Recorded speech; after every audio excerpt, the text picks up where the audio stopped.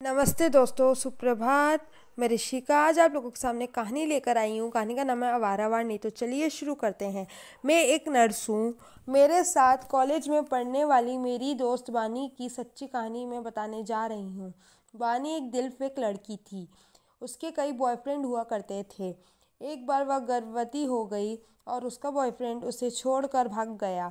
बानी के माँ बाप ने उसे खूब पीटा और उसकी शादी एक आधेड़ उम्र के व्यापारी से करवा दी, जिसने बानी को और उसके नाजायज़ बच्चे को अपना लिया।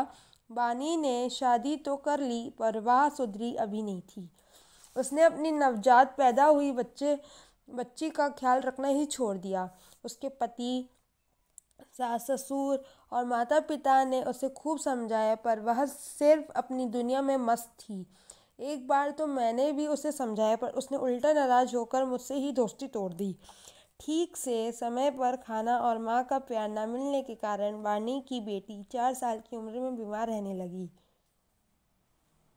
और बानी को और सपाटे करने की जगह उसका ख्याल रखना पड़ रहा था, जिससे वह बीमारी बच्ची को रोने पर मारने पीटने लग जाती।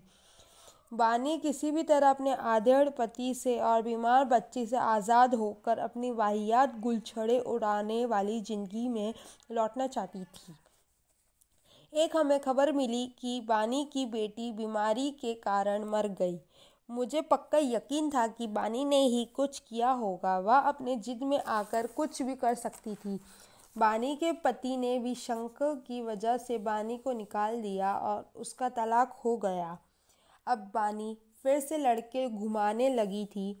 मेरे सामने ही उसका मायका था। एक दिन वह मुझसे मिलने आई और कुछ पैसे मांगने लगी। उस वक्त मेरे गुस्से का बांध टूट गया। मैंने कहा कि तू तो मुझसे दोस्तों का रिश्ता तो तोड़ चुकी है और बच्चे को मरने मारने वाले डायनों से मुझे कोई संपर्क नहीं रखना। तू चली जा मेरे घर से और कभी वापस मत आना। वह गालियाँ बकती मेरे घर से चली गई। पता नहीं उस वक्त कहाँ से मुझ में वह सब बोलने का जोश आया था, पर मैं खुद को रोक ही नहीं पाई। बानी एक ऐसा गंभीर इल्ज़ाम लगाने पर मेरे माता पिता ने मुझे खूब डांटा और अंकल और आंटी भी मुझ पर नाराज़ हुए, क्योंकि उसकी बेटी के लिए मैंने ऐसा बोला। उसी रात मेरी डर की कहानी शुरू हुई। बानी की बच्ची मेरे रूम के टीवी पर बैठी बैठी मेरे सामने देखकर हंस रही थी। मेरी चीख निकल गई। मेरी माँ बाप ने कहा कि मेरा भ्रम होगा, पर अगली बार नहाते वक्त बानी की बेटी मेरे साथ बाथरूम में दिखी मुझे। वह बस मुझे देखकर हंसती जाती और मेरी एक हाथ बढ़ाती। मुझ बानी के मरी हुई बच्ची दिख रही है। यह बात मोहल्ले में आग की तरफ फैल गई। रात तो रात, दिन में भी उसका मासूम बच्ची की आत्मा मुझे दिखने लगी। वह मुझे पुकारती रहती और हंसती रहती। हमारे खानदानी पंडित ज्योतिष से पूछवाने पर पता चला कि उस लड़की की मौत गला दबाने के कारण हुई है।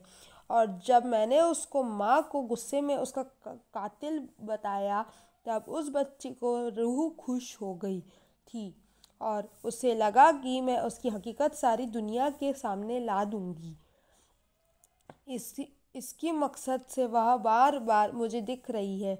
कोई सबूत और गवाह ना होने के कारण बानी पर गुनाह साबित तो होने से रहा, पर मैंने उस मासूम बच्ची की आत्मा की शांति और मुक्ति के लिए शांति पाठ करवाए और गूंगे जानवरों को खाना खिलाया, ताकि उस धार्मिक कार्य व फल उस मासूम तक पहुँचे और उसे मुक्ति मिले।